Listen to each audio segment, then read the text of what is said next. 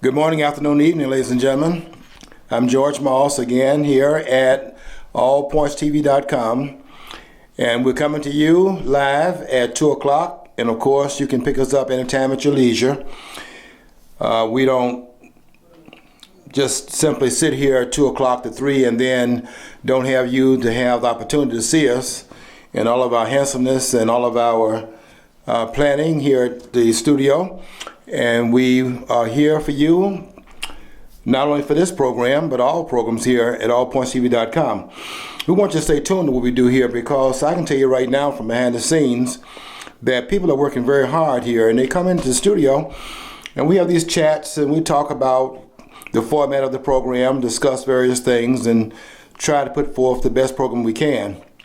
And one day we're going to be confronting these other alphabet soups on cable. We're going to confront them in terms of their status, but we're not there yet, and we're going to work very hard until we get there. Anyway, welcome to another edition of the program called What's Going On, and we think we have something very special this afternoon for you, so just stay there and don't turn your dials, don't leave and watch these cable programs, because we're going to do some things here this afternoon that will be something different here and add to what they're doing and try to bring some new enlightenment to you that they're not in fact offering. I think this, I do promise there will be some things here we'll say they're not going to be saying on the air where they are, so we'll get to some things that are very new that they have not even thought about, as a matter of fact. Let me start off today, though. I want to start off with a program that I did in Ann Arbor on a radio program this past Saturday. I got up at 5 o'clock. I had to be there at 7, so I got up at 5 o'clock Saturday morning, my sleep-in day. And I went down there to hear this nonsense. We had a guest that was a call-in guest from Arizona, and he's written a couple of treatises on the conspiratorial. This is his understanding of it.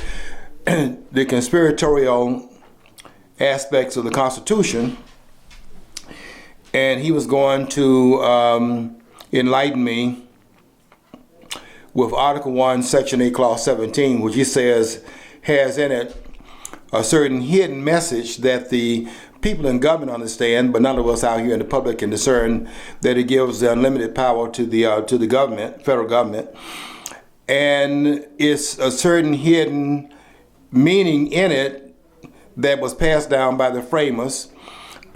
And so the reason why they're not moving on Obama and restraining him and reining him in and making him comply with what we think is the constitutional requirement of limited government and constitutional order and doing things within the context of the rule of law in this country, that he was saying that the reason why they're not moving on Obama is because the Constitution gives to the president unlimited power. And that we don't know that because we're reading it from an external standpoint, but the hidden point, I guess a Masonic understanding of it, is that there is no limitation of power, and therefore they're not calling him to heel because the president can do anything that he wants. I didn't know that. And he was quoting Article 1, Section 8, Clause 17 as that unlimited place that the president is given all of this power. So what I did today, and what I'm doing today, as a matter of fact, in this program, is I brought to the studio, just to start out, because I'm not going to stay on this point long. I want to do some other things here with the election, the primary results, since today is the first of the primaries. I'll be talking mostly about that in the context of a number of things here that has to do with the Constitution and the eligibility of those persons that are running, and some of the problems we have to look at as far as what the constitutional requirements are in that domain. But we'll pause just for a minute and deal with that conversation that we had this past weekend.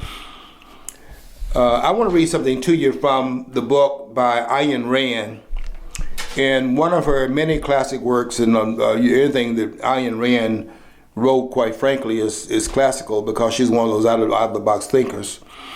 And it's just like, was it Merrill Lynch or was it the other person? When Ayn Rand talked or when she wrote, it was time to either pause and read what she wrote or to pause and listen to what she was saying, because she was very formidable in her understanding of reality. I mean, Ayn Rand is one, through her objectivist philosophy, said that reality is an objective absolute, and it does not bend its will. Reality does not bend itself to the perceptions of those who are trying to discern what reality is. It's an absolute, whether it's perceived to be that or not, and that you do not perceive reality at your own peril. Just because you don't perceive reality being what it is, it does not mean it changes reality. And that's formidable. That reality is an objective absolute, meaning that it is objective and it does not depend upon perception for it to exist as reality. Well, I wanted to read this right here from Ayn Rand's book called The New Intellectuals, because I want to read something about this whole notion of conspiracy. A lot of people have this notion that there is a conspiratorial aspect to history, and a lot of people come out of this, the Rothschilds and all of these banking networks, and they are in a conspiracy to bring about a certain result that they're able to plan from a center and then spread out their involvement, what they intend to have occur. They're able to do it by expanding it into the reaches of the world, planning it from a central location. So I want to speak to that through Ayn Rand. I want to see what Ayn Rand had to say about that. If you have the book called For the New Intellectual, you might read behind me on page 47, or check behind me after you get a chance to find the book, and you'll read this right here when you get to that particular page. Ayn Rand said,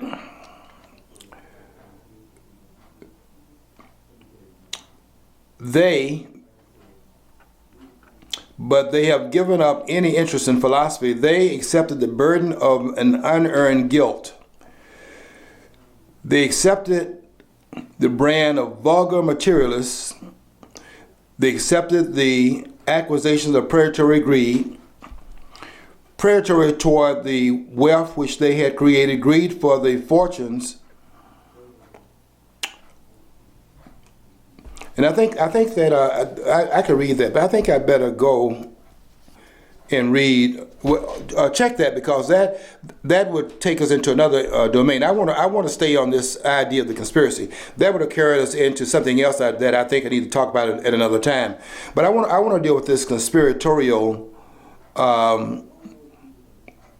this idea that there's a conspiracy in history, and there are conspirators that are in fact that have dictated things in the past that are now playing out in the present time period, and a lot of it comes out of this. I think that Griffin's book, the Creature of Jekyll Island, is one part of that, and some of the others carry his idea that the bankers met in 1910 at Jekyll Island off the coast of Georgia, and they were in a planning in terms of creating the things that will materialize later on, out of which came the Federal Reserve and the 16th Amendment, and all this was in fact planned, and that's part of it in terms of the National Bank and all of the things that happened therein. So here's what I want to read from Ayn Rand. I think I'll discuss the other thing later on. So let me go back and just get and pick up on this conspiratorial idea. Ayn Rand says, if America perishes, it will perish by intellectual default. In other words, it will perish because no one stood up to the plate and filled the void. There is no diabolical conspiracy to destroy America. She says no conspiracy could be big enough and strong enough to destroy America. And then she says such cafeteria socialist conspiracies. And by that she means those that sit around in cafeterias, around the coffee tables and coffee shops and at home and having these conversations. She says that such cafeteria socialist conspiracies as do undoubtedly exist. In other words, people are talking about these things, doesn't necessarily make it so, are groups of scared, neurotic mediocrities. She calls them scared. She calls them, and I'm going to tell you why she calls them scared. She calls them scared, neurotic mediocrities who find themselves pushed into national leadership because nobody else steps forward. In other words, the philosophers and the intellectuals have vacated their responsibilities in terms of being guides of understanding to society, and so into the place that's left by them, that void, then these conspiratorialists step into that space and give this philandering nonsense in its place. She says they're like pickpockets who merely intended to snatch a welfare regulation or two and who suddenly find that their victim is unconscious, that they are alone in an enormous mansion of fabulous wealth with all the doors open and a seasoned burglar's job on their hands, which watch them now screaming that they didn't mean it, that never advocated the nationalization of the country's economy. And so the conspiratorialists then decide that the looting that is taking place is coming from some scheme that was planned at some point in time, but the schemers cannot be identified because they are invisible and not to be discerned. But they are there, though, planning in the works. And I wanted to read that because I don't think that you have a conspiratorial explanation of history. You do have people that are, in fact, plotting to do a certain thing and to bring about a certain result. But in terms of the bankers being those conspirators, if a person is and this is then you go back to the Rothschilds to make this claim, if a person is, let me see if I can do it with going to someone that's providing a need in another arena. Let's say that you have a person who, I was opening a can before I came to the studio, so let me do that piece. If you have a can opener and people are putting things in cans, and somebody makes a can opener, is there a conspiracy between the person who made the can and the person who makes the can open the can? No, the person that makes a can opener is providing a need that he saw because somebody has a can, so he makes a can opener. There's no conspiracy in it. It's a need being looked. There's a need here, and somebody supplies something that fits that need because he is trying to advantage himself based upon a need that's been created by somebody that's making a can. There's not a conspiracy. There's a need being met. And if you have government, for example, that does not produce anything because governments do not produce wealth, they consume wealth. And because there is a certain amount of wealth needed for government to carry out its responsibilities, if the bankers then are sitting there and they're supplying a need to government because government needs wealth but doesn't create wealth, and they're providing that is not that's not conspiratorial. What it is that there's an opportunity here that banks are in fact, meeting. And because see the Rothschilds and the bankers in back of it, then Griffith and those persons write these books, and they want to say that the bankers are the ones that are in fact directing and controlling it. But I would have Griffith to go back and look at Nelson Aldrich sitting at the table there with those bankers at Jekyll Island. If Aldrich's not sitting there, nothing they're planning at that table will go on because they need the government in order to fulfill it and bring it about. In other words, there's a communitarian of interest of here.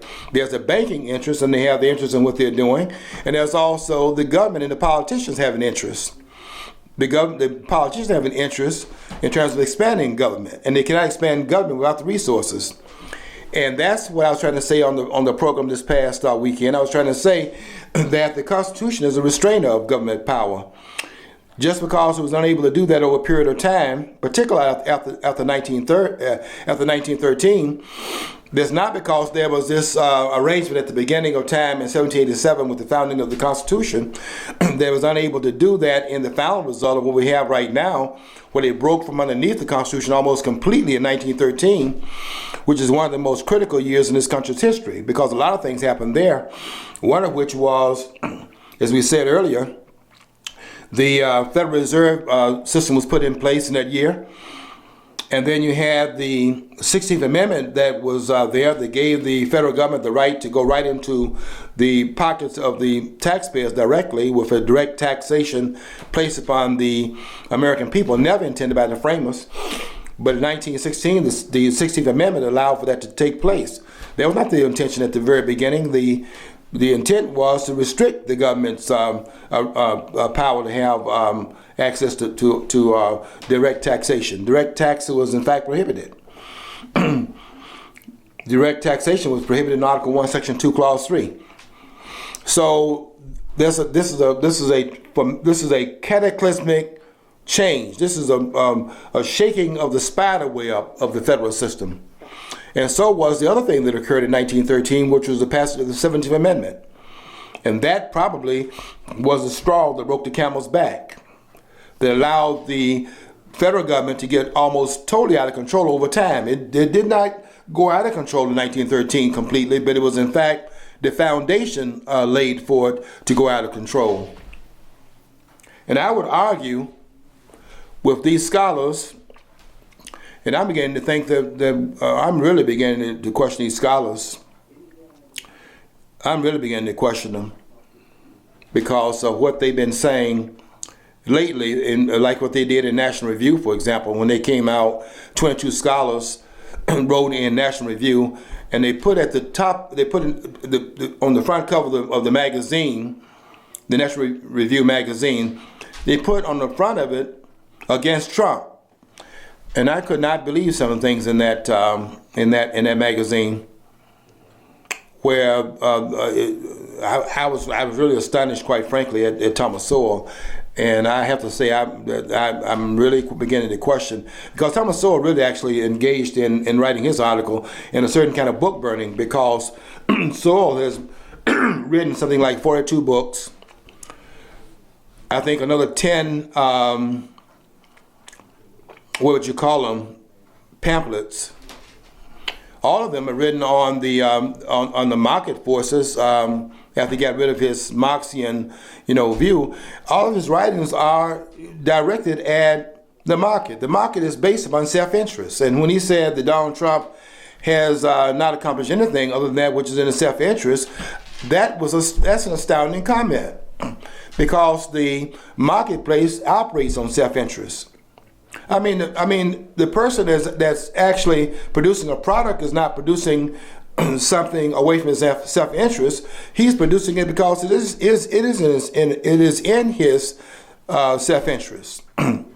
He's producing a product, hoping that you will value the product he's producing more than you value the money in your pocket. But out of his self-interest, he's creating a condition, because he does not have the power to force and coerce people to buy the product. He is operating in his self-interest, hoping to create a condition out of his self-interest where there's a win-win situation that's created. And the win-win is he wants to sell his product, and he hopes that he's able to do that by you valuing the product more than you value the dollar that's in your pocket that pays for the product. He gains because he values the dollar more than the product he produced.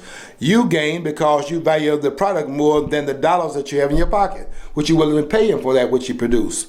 Both of you are operating in your self-interest, and both are in fact involved in win-win, because there's no coercion involved in it. And for that to be criticized as a fault of Donald Trump is amazing to me, based upon the writings of Thomas Sowell that goes back 50 years. It's almost like book burning. And it's not just my observation, it's also the observation made by the Canadian philosopher Stefan Melano, and I agree with him 100%. And he says, I have, and have, respect for Thomas Sowell. He was saying have is because it's waning back and forth, because that is an astounding comment to come from a man who's written about the marketplace. But it's not used the marketplace by the marketing of his own ideas, by the way, because he works inside of a statist institution. And he has relied upon his income, not like what Molyneux is doing in terms of going out there with the free market ideas and putting them out there in the free market, and letting those ideas generate income, because he's out here in the public domain selling his ideas, and people are paying because they like the kinds of things he's saying, and the market is determining his success, not the government, which is what Thomas Sowell is relied upon. So I was astounded by that, quite frankly, and that is really quite an amazing statement that he made. You have to look at these scholars, and I'm looking at them anew, because I think a lot of things have been brought out during this campaign of Donald Trump. A lot of stuff is coming out of the woodwork, and a lot of these persons that are coming out criticizing Donald Trump, they're showing a lot of, the conservative base has really come out of the woodwork, and they're being exposed here. If you know what you're looking at, and I think a lot of you do, because a lot of you are not being moved by these people writing these treatises against Donald Trump and trying to pour water on his parade. Even this thing about what Donald Trump did in the last debate that they had, the seventh debate that they had, and they were saying that he was afraid of Megyn Kelly. That's also a free market, and they said he was boycotting. How are you boycotting something when all you're doing is removing yourself from being involved in a free market exercise? And if you do not see a benefit to yourself, you withdraw yourself from it. That's a marketing scheme we need to have more in government, not less of. Our problem is that we're sitting at these bargaining tables, and we're bargaining the nation's future away with other parts of the world, and we're not getting a benefit from it, and we're not backing out of the negotiation. What Donald Trump did in terms of not participating in the debate last week is what we ought to do as a country. If we're not going to get a benefit from it, then we ought to back out of it. We should be giving money to Iran, for example, and Iran is getting $150 billion, and what are we getting? We didn't get anything out of it. And Donald Trump backed out, not because he's afraid of Megyn Kelly, but because in a proposition where there is a voluntary association that takes place, if Fox wins because Donald Trump brings in a lot more viewers than if he's not there, then what is the benefit to Donald Trump? And they were going to get a big benefit from his presence, and he was not going to get any benefit. They're going to come in and attack him. He backed out of it. Because in the market, you have to have win-win in the marketplace. And he couldn't win in that particular environment. Because Megyn Kelly is not just what she did in August of last year when she asked that question that was a gotcha question about his supposed attack on women. The man has women running his corporation, and she's up there trying to act like she's not trying to pull for Jeb Bush to be the nominee. And making that attack, and she's been attacking him on her program ever since. I mean, look, you watch Megyn Kelly's program. They want to act like it was just he's thin-skinned. I watched that program. It's hard for me to watch Megyn Kelly's program, quite frankly, but I watched that program over time just to see where are they going from August to the present time period. And that program nothing but an attack dog against Donald Trump. And they put out this comment that was so disrespectful that if Donald Trump had not walked at that point, and they didn't think he would walk because they thought that given the fact that the debate was so close, the last debate before they had the first primary was so close to the primary, he didn't dare back out of it, and Donald Trump backed out of it. And I thought that took tremendous courage on his part to do that. And he backed out of the debate, and I thought that showed a lot of class on Donald Trump's part. I mean, after they baited him in terms of mocking him in public, and then he goes in there, he couldn't have gone in and had a win-win situation because they would have been calling the shots. And by the way, you might be aware of the fact that the day of the debate, because Fox now knows he's not going to show up, all of the persons called Donald Trump, Roger Ailes called him, Murdoch called him, and while they were in transit, because Donald Trump was going to put up a counter program, there's an act of genius on this part to put a counter program next to it, at the last minute, in just one day's time, they were able to fill up the place where they were, and they had this other event. It was a coup, and that was where they were having a meeting, a rally, really, to raise money for the veterans, and that was a classic move on Donald Trump's part. And then to make it appear that they didn't miss Donald Trump, the media got involved in it, and what they did was quite interesting. What they said was the numbers actually increased in terms of the absence of Donald Trump, and that's another way in which the media was manipulating the public. But we're here to tell you what was really going on here behind the scenes and what they were actually doing, because what they did there was a switcheroo that a lot of people miss. What they were saying by stating that the numbers in the debate went up, they weren't talking about the numbers went up from the first Fox debate on FNC. They were talking about the numbers went up from FBN, the sister channel of Fox, the Fox Business Network, where the viewers of that network are more targeted toward the people that are more orientated toward business. And so that group, that debate had a lesser number than they had at Fox News Channel, FNC, which was 28 million. You recall that first debate that was on Fox, the Fox News Channel, they had 28 million persons watching that debate. That was unheard of. Usually when you have a debate, where you got these talking heads, you probably get 2 million, 3 million. It's unheard of to have that kind of number. Donald Trump brought 28 million persons to the first debate. And every debate he was in had numbers similar to that. And at the FBN, which is a Fox Business Network, which is a lesser watched channel, there were more people watching that than they had a bonanza also. But when they said that more persons watched the debate last week than watched the debate that Donald Trump was in, they weren't talking about FNC, they were talking about FBN. And they switched it around, making it look like they had as many as they had at the first debate. That's not true. They had 13 million. So what they really had was 15 million fewer voters than they had in the first debate. And Fox lost his shirt. Because you see, one thing about television is that TV, you have to promise the advertisers, based upon the rate that you're charging them, that you're going to deliver so many viewers to the advertisers. And that's what TV really is about, by the way, where you deliver the viewers to the advertiser. You think it's about the programming. It's not about the programming. It's about the programming able to deliver the viewers to the advertisers who are bringing on the programming. And if you cannot do that to the numbers that are required for them to maintain a certain profit level, then those programs are the ones that are canceled. In fact, I would give you this as an example of that. You remember when they had the Super Bowls before they started doing entertainment, where they were bring in rock stars right now. But why did they do that?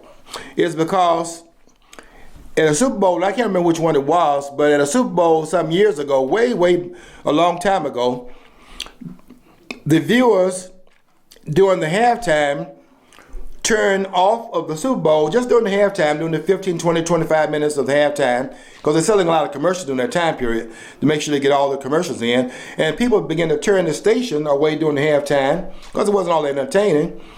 And they went and watched in Living Color. And Living Color told them, well, when the halftime comes, I'm going to put a program on and, turn to that station during the time. And they did that during the time that you have the halftime. And they lost their shirt during the halftime. So what they did the following year, they brought Michael Jackson to the halftime. That's when Michael Jackson was there. The football didn't have anything to do with any singing. I mean, you can play the highlights and all of that, and people just turn away from it. Now what they do, rather than talking about what happened in the first half, they bring some entertainment in there because they got to hold on to those viewers. Because otherwise, they can't charge $1 million and some for an advertising. It used to be $1 million and some for the advertising minute. Now what they've done is they're breaking up in 10-second segments because it's too costly to do an advertising minute on the Super Bowl. Now will cost multi-millions of dollars because of the large number of persons watching it right now. So they have to make sure that those persons are watching that program. Otherwise, that money got to be refunded because those viewers are not there. So just telling you what happened to Fox. Fox did not have the viewers that they had in that first debate. They lost 15 million viewers. And that's what they were calling Donald Trump for, trying to get him to change his mind. And Donald Trump had told him he's locked in to do another program that night. But they called him while he was on that airplane and told Trump that they wish he would come, change his mind, apologize to him. Because they thought they were dealing with the run-of-the-mill politicians, and they were not, and they're not dealing with the run-of-the-mill politicians with Donald Trump. They're dealing with something that they're dealing with something new here. And the pundits, those in National Review, who claim they're not part of the establishment, but they are part of the establishment. Fox News that claims is independent, not part of the establishment, they've been identified also, and they are part of the establishment. All of this has come out of the woodwork with Donald Trump. And as I was coming to the studio a few minutes ago, I was listening to a comment made by Mike Huckabee. I don't know if you noticed this. Michael Huckabee and what's the other person's name? Sunburn, the one that won our primary during the election of 2012. He didn't get the nomination, but he did well in the primary in Iowa. They were both at Donald Trump's gathering. They participated in the undercard of the debate. It was right down the road, by the way, and they participated in the debate down the road on the primary, on the secondary debate. They weren't on stage in the main debate, but they went to Donald Trump's gathering. I think that pretty much solidified that they have given in on their campaign. They didn't have any chance of winning because they were still at 1%, 2%, somewhere around there. But they went to Donald Trump's event, spoke on the program, by the way, and today Mike Huckabee said that if it comes down to a contest between Donald Trump and Ted Cruz, and this is astounding to me, said that he would endorse Donald Trump because he thinks that Donald Trump is a straight shooter. And a guest called in and said that if these numbers are true of what we're seeing right now, and this does not even include the crossover vote that Donald Trump is going to get because there's some Reagan Democrats out there that are dissatisfied with the direction of the country under Obama and think they'll get more of the same with Hillary Clinton, and even more of the same with if Bernie Sanders is talking about taxing people at 90%. It is already said that everybody's taxes is going up if he's elected. If Donald Trump's numbers are real, and we'll find out a lot more about today when they open the polls up tonight for it opens tonight at 7:00 in one of the 13 caucuses they have in the country. If those numbers hold up, and in fact, if those numbers do not hold up, but if Donald Trump comes out and wins, I'm gonna tell you right now, that train's left the station. And this one caller called in and said that if those numbers are anywhere remotely true in terms of what Donald Trump is doing nationwide, then once we get that vote, doesn't include the Democratic vote, once that vote materializes and the crossover vote, which Donald Trump is going to definitely get some crossover votes, because a whole lot of Democrats are upset with the way this country is being run right now, and they think Donald Trump can do a better job of managing it as a man who's built, and he keeps bragging about it, a brilliant business that makes a lot of money. The man's a billionaire. He knows what he's doing in business. He knows how to close the deal. And if he wins today, and he doesn't have to win this primary today because he's not at the critical mass at this point. He's going to win New Hampshire. Then from there, they're going to South Carolina, and he's leading by a large margin in Florida. He's beating both Jeb Bush, who was the governor of Florida, and Marco Rubio. Mario, I keep wanting to say Mario Puzo. Marco Rubio. He's beating them by wide margins in their own state, in Florida. And when you get the crossover vote, this guy was saying, when he called in Rush Limbaugh today, he was saying, look, this may well be another 1980, where Ronald Reagan swept 49 states, every state except Massachusetts and the District of Columbia. In fact, in that particular election, Ronald Reagan got all the electoral votes except 17, 14 in Massachusetts, 3 in Washington, D.C., and swept the elections aside, and it was a slam dunk for Ronald Reagan. If Donald Trump does that, the establishment knows that it's over. In fact, what Donald Trump has shown, quite frankly, in this election is that these people are paper tigers. You know how you can act like you the bully, and the real bully does accept that you are the bully, and he's a bully himself, and does not accept your definition of who's in control. I mean, who's on first, what's on second, and I don't know who's on third. If you do not accept that, and you stand up to the plate and understand that you're in charge. In fact, I made this analogy. Was this on the radio show? Or was this in a post that I did? But I said in one of the two that I was giving this analogy of what happened in the Gandhi film. I don't know if you remember that one scene they had in the Gandhi film. And in one of those scenes in the Gandhi film, they had Gandhi, and Gandhi was walking had this stick in his hand. He was walking with this stick. You know, he was kind of like malnourished because of his dietary habits. And he used his stick kind of stabilize his walk. And they were asking Gandhi, why are you going to New Delhi? And because he's going to the capital of India, where the British government was in fact situated in terms of where it was running India from that particular site. And they asked Gandhi, why are you going to New Delhi? And here's this person dressed almost like in a diaper. He said, I'm going to New Delhi to tell the British that we are in control. To tell the British that they're not in control, that we are in control. And that was not true at that moment in time, but it's true at the point that they began to stand up to the idea that they're in control. And Donald Trump never accepted that the ruling class, the establishment in this country, is in control. And they are not in control. You're in control. You just don't know it. And that's what's been unleashed with Donald Trump.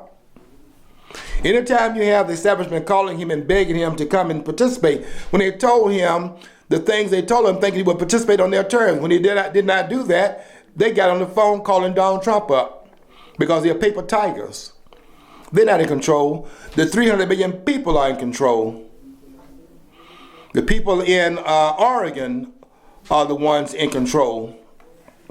And they would have been in control if the people had stayed attentive to what was going on out there. What they did in Oregon was wait until the cameras were out of here, and then they moved. And this person that was there from California, think he was, that was killed. And I had said this is going to happen, that as soon as those cameras move out and the American people cannot see what they're doing, somebody's going to get hurt. Another potential Waco or another Ruby Ridge. because they want you to believe they're in control. They're not in control. They are psychotic misfits in power. And they are fearful of, like you saw the Oz, where they had, I think it was played by, what's that comedian's name? Richard Pryor. And he was a Oz, right? And they're gonna go to the Oz, and he has the answers, and he was making this comment from behind the walls, and he was speaking in this baritone voice, and they found out that when they went to find out who he was a psychotic misfit behind those walls, that once they found out who he was, they found out he was a paper tiger. And that's who they are. They have to make it appear they're in charge, but they're not in charge. They're psychotic misfits. I'll give you an example. Let me give you an example of that, a historical example.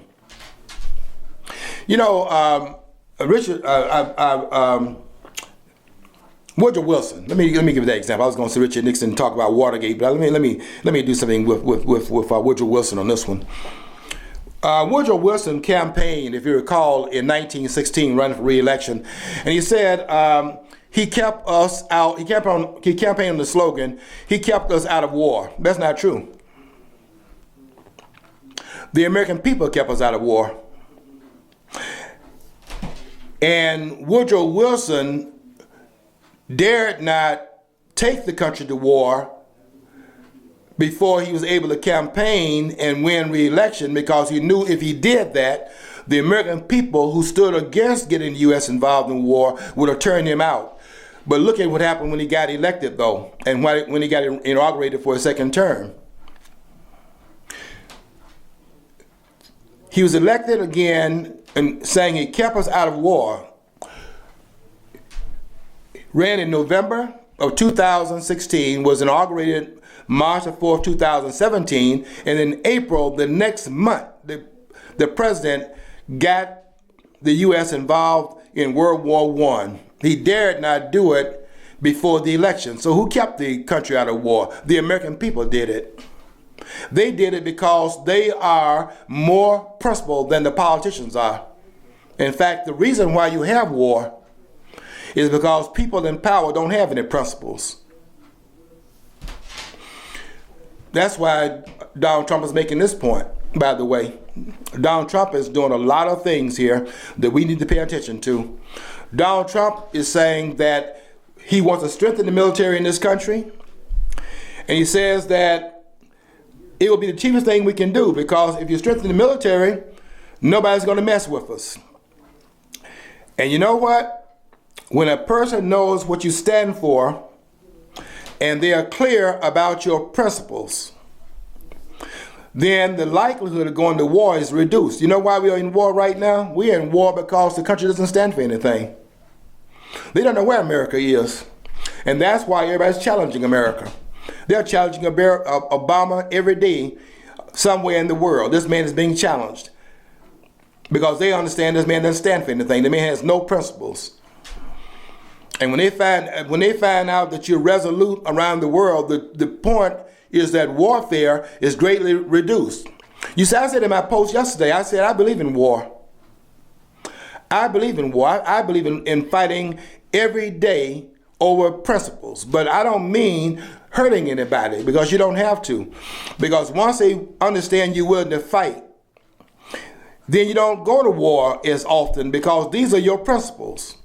And they are immutable, and they're irretractable principles you have, and everybody knows that. They know that line. You remember when the president was saying that Assad is crossing a line, and guess what? Yeah, I mean, have you ever done this yourself? Have you ever said, you ever put that little, I used to do this myself. I put this rock on my shoulder.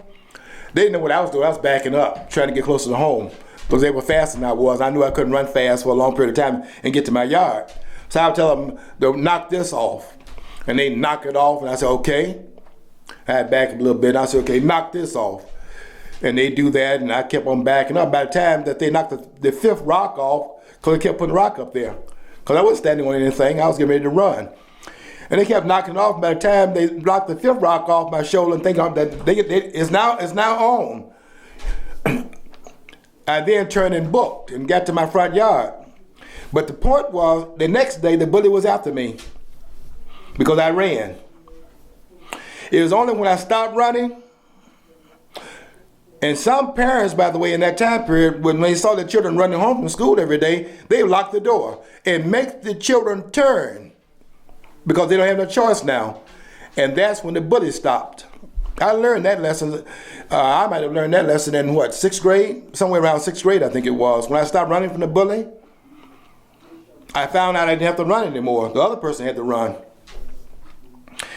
And Donald Trump is teaching that lesson to America right now, and they're scared of that lesson being taught because their eyes are coming open and they don't really care. Donald Trump made this comment. He said that if he wasn't actually saying he's going to do anything like this. They're trying to act like the guy's going to go out there and shoot somebody. But the guy said, I can go out there in the middle of the street and shoot somebody, and my followers and persons that are backing me up will not change their mind. Now, you're not talking about doing anything like that. He wasn't criticizing and calling his followers anything like they were stupid. He wasn't calling them that. They're trying to act like he was saying that people. What Donald Trump was saying was that if he went out there and did something like that, he was saying that he's not saying he would do it. He was saying that he was actually making a point of his followers are so committed not to listen to the voices in the mirror or the man in the mirror. You know, Voice in the Mirror is a book written by Gordon Parks, and The Man in the Mirror is a song by Michael Jackson, right? They're listening to Donald Trump. And it's Donald Trump that is, I was just trying to see if they're telling me that we need to get past some things, get to the last points I want to make. Because we discussed what we're going to discuss in the air, but we got to get on the air today. Okay, we have time. Donald Trump is showing that they're paper tigers, and the ones that are his supporters. 79%, for example, of the supporters, 79% of the people right now are saying that they are not going to change their minds no matter what happens. He has the strongest base of support of all the other candidates that are out there. Most of the others are saying that although we're supporting these other candidates, the likelihood, I think it's something like 40% are saying the likelihood of them changing their mind before the election today, for example, there's a greater likelihood they may change their mind and vote for another candidate. But Donald Trump supporters are saying that 79% of them are saying no matter what happens, they are with Donald Trump. Because they see in him someone like what Mike Huckabee was saying, that will tell you what is on his mind and will not change it and not go with the wind.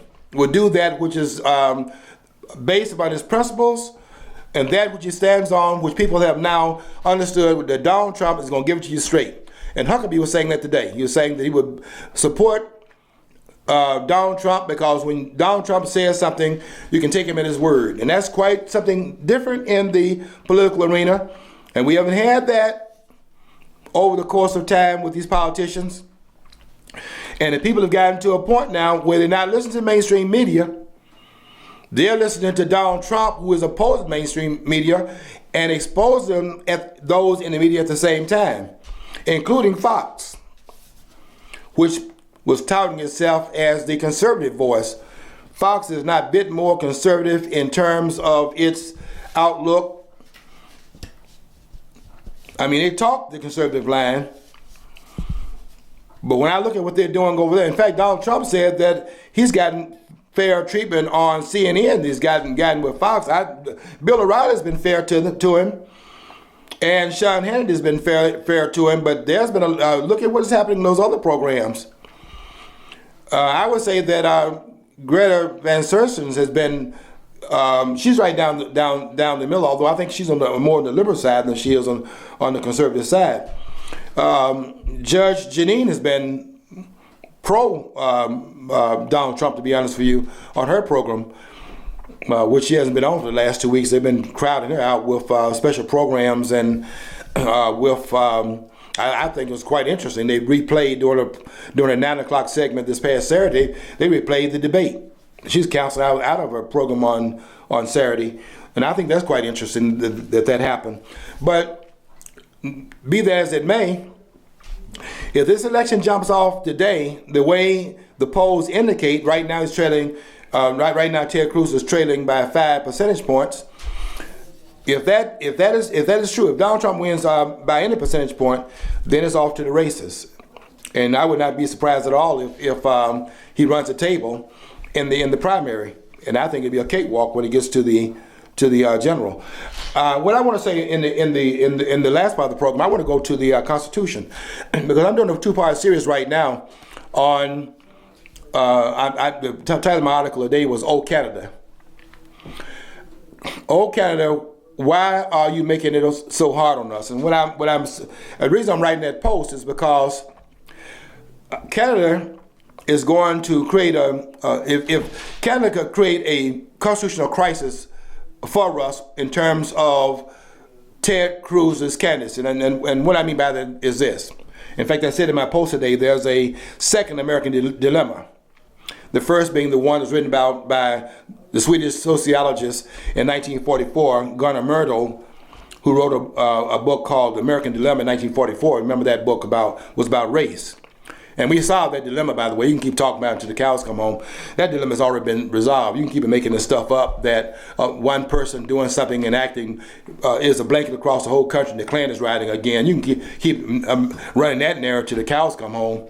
And you can bring Umar Johnson that was in here a couple of weeks ago in Flint and have him making all that noise he was making and run that narrative. It doesn't work with me. Or you can have Black Lives Matter and march down the street and act like everybody's getting shot. Such as Laquan McDonald in Chicago, and so everybody is now in danger because the cop's out of control, but you don't see that knife in his hand. You can have the press telling you that he turned away and he was not posing a danger to the police officer. You can run that smack by somebody else. The name is George Moss. You don't run that by me, because you got a knife in your hand and you slash those police officers' tires, which you didn't put that on television. Because you're trying to run a narrative here, and the gullible will fall for that. But I don't listen to your smack. You know, I'm an analyst, and I know the rest of the story. I mean, I'm doing Paul Harvey, page 2, and that guy had a knife in his hand, had used it, and they told him to drop that knife. And he did turn away from the police officer who was walking down the street. But where is he going? He's going towards some other folks, possibly in the street. And the police officers, unlike what the press was saying, as if they're only supposed to be concerned about their own well-being, they'll be concerned about the well-being of the citizenry also. And that knife is in that person's hand, and he's used it already. Now, do I think that the officers acted excessively? Yes. When he's on that ground there, and this one officer continued to shoot, yes, that has to be actionable without any question. That's excessive force. But why aren't those persons talking about what you need to have the next person to know in order for them not to get shot? If you're if you're walking down the middle of the street with a knife, you are doing something that's provocative, and you are in fact inviting yourself to be visited by deadly force. These people are armed out there. But anybody talking about that? You know why? Because if Black Lives Matter don't have dead bodies, they don't have an issue. And that's why this joker is coming here today. What's that rap mogul's name? M-O-G-U-L, mogul's name coming in here today because of the water crisis. They want to make this into a race event. The idea they're trying to kill black folks. You got to kill 40% of white folks to kill the 6% of black folks in the city of Flint. You can run those narratives by these gullible people out here. That dilemma's already been resolved. But there's another dilemma on the scene right now, and that's the Ted Cruz dilemma. And his dilemma with Ted Cruz. Well, the dilemma is we got a potential, I don't think it's going to happen, but we got two candidates running. We got one running that may have to, if she is in fact elected, Hillary Clinton, will have to run the country from the penitentiary. Because those violations of the national security that she was engaged in and the erasing it on the server as she did, 32,000 of these on on that server with those net security emails on her private server that were erased, those are actionable felonies on her part. And if the FBI, and I think that Coney is going to bring the FBI, I think Coney is an honest person. I don't think Loretta Lynch is. But I think Coney, who is the FBI director, who has a tenure, by the way, he's in there for 10 years, they took away the politicalization of the FBI director by giving him a 10-year tenure. So that no matter who's in office, he's independent of the Justice Department. So Loretta Lynch, who is a political hack, she might not bring forth an indictment against Hillary Clinton. I can tell you right now, it's going to be recommended. You can't do to what you did to betray us and then do not, in fact, do something to, or recommend something be done to Hillary Clinton, who did, what, 10 times that, maybe 100 times of what betrayers did. And they're still picking on betrayers. You know, Donald Trump was saying last week when he did that program next to Fox, he was saying, leave betrayers alone. Here's a man that served this country. Whatever you may think about him, here's a man that served in the country, and they're after him. And here's this political hacker, you're going to save her? Well, we got a campaign going on right now, is what I'm saying, where on the one hand, you got a person that's running, if she's elected, she may be having to run she may have to run the country from the penitentiary. And then if Ted Cruz is elected, you're a man who is constitutionally ineligible to run for the President of the United States. And let me prove that. Ted Cruz is ineligible to be president. And Mark Levine, I have no respect for Mark Levine. I can't listen to Mark Levine anymore on that network, because Mark Levine will excuse Ted Cruz's being ineligible because he supports Ted Cruz. Ted Cruz is not eligible.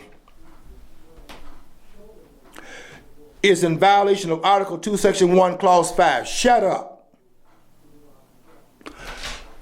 See, you think you can run this by the American people because you claim to be a constitutional scholar. I give you credit. You are more of a scholar than this airhead from American University, Jonathan Turgle, I think his name is. I mean, you know, constitutional scholar on my foot. These guys, you know what these guys do? They quote the court case, and they say the court said this, the court said that, and that's the Constitution, as if the Supreme Court is interpreting the Constitution. Give me a break. I'll tell you what I want you to do. Do a homework assignment here. Go ahead and look at what they did to get Oliver Wendell Holmes on the Supreme Court after Horace Gray stepped down in 1905. Oliver Wendell Holmes is an appointee of Theodore Roosevelt, the first progressive elected in the United States. You know, he became president once William McKinley was assassinated in 1901. Became president in 1901 after the assassination of William McKinley. Became the 26th president of the United States. And then he ran on his own term after serving all of McKinley's term almost, and then he served a term he was elected to, which meant almost 2 terms, then stepped down in 1908 and Taft got into the presidency. And then he stepped down in 1912. But, okay, so I'm running out of time here. Anyway, in 1905, Horace Gray stepped down from his post, and they got into a conversation, Theodore Roosevelt got into a conversation with Henry Cabot Lodge, and they're discussing who to put on the Supreme Court. And they talked about Oliver Wendell Holmes, who agreed with Theodore Roosevelt politically, and they decided that appointment would be safe in order to carry out the progressive agenda, and they had Oliver Wendell Holmes on the court because of that. So when you start talking about you're going to interpret the Supreme Court rulings as if you're interpreting the Constitution, they're not interpreting the Constitution. They had 5-4 rulings under Oliver Wendell Holmes. And Oliver Wendell Holmes, by the way, is the one that gave us this ridiculous verdict of a speech can be restricted because you cannot go into a theater and holler fire. He's the one that did that. Hollering fire in a theater is not a speech issue. It is a property issue. You got a contract when you buy a ticket to a theater. and the contract is between you and the owner of the theater, and your contract is you're buying a ticket to be shown a movie, and if he does not show you that movie, the contract is being violated. You hollifying that theater, you're interfering with that contract. It's a property situation. They want to make it like a speech situation because they want to act like the Constitution can be suborned by making it appear they can in fact restrict speech in this country. And now they got hate speech and all this other kind of speech restricting. Okay, that's what they're doing right now. So I'm saying that Ted Cruz is not eligible to be President of the United States under Article 2, Section 1, Clause 5. They're saying what they're saying, but let me tell you something here as we close out on this program, and that is this. In Canada, go read it for yourself. I read the laws in Canada. I will tell you this. Anybody born in Canada is automatically a citizen of the United States. And if you buy into the idea in science that two things cannot occupy the same space at the same time, then two persons cannot occupy the same citizenship in different spaces. And if he's a natural born citizen in Canada, which they are, in fact, Canada's laws are such that a person in 2008 was flying over Canada, was in the air, a woman from Uganda had a child in the airplane over the airspace coming from Amsterdam on the way to Boston, and had a child on the plane, and when that plane touched down to go through customs, that child over the airspace of Canada was considered a citizen of Canada. You see, once you're born in Canada, you are a natural born citizen. Mark Levine, you shut up. How can you be a natural born citizen in two places at the same time? That's what I came here to say. Ted Cruz is ineligible. And if we have either one of those persons elected, we have a constitutional crisis on our hand. You know what it is, folks? Go Donald Trump. That's where it's at. Okay. Until next week, I want you to follow your dream, because if you don't follow your dream, you'll never know what's on the other side of the rainbow.